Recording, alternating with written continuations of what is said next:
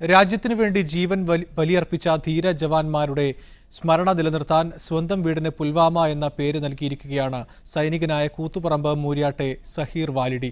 കശ്മീരിൽ ജോലി ചെയ്യുന്ന സഹീർ ലീവിൽ നാട്ടിലെത്തിയപ്പോഴായിരുന്നു രാജ്യത്തെ ഞെട്ടിച്ച ഭീകരാക്രമണം. ഫെബ്രുവരി 14 ജമ്മു കാശ്മീരിലെ പുൽവാമയിലുണ്ടായ തീവ്രവാദി അക്രമത്തിന്റെ ഞെട്ടലിൽ നിന്ന് സൈനികനായ സഹീർ വാലിഡി ഇനിയും മോചിതനായിട്ടില്ല. സംഭവം നടക്കുമ്പോൾ നാട്ടിലായിരുന്നെങ്കിലും കാശ്മീരിലെ രജൌരിയിൽ ജോലി ചെയ്യുന്ന സഹീറിന് പുൽവാമ സുപരിചിതമാണ്.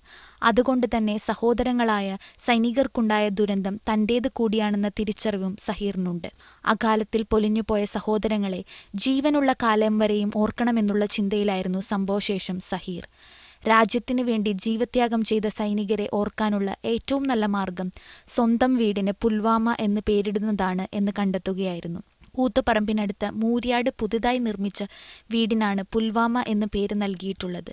ജീവിതത്തിലെ ഏറ്റവും വലിയ സ്വപ്നങ്ങളിലൊന്നായ വീട് നിലനിൽക്കുന്ന കാലം വരെയും സൈനികരെയും ഓർക്കും എന്ന വിശ്വാസത്തിലാണ് സഹീർ വാലിഡി. മീഡിയ 1 കണ്ണൂർ.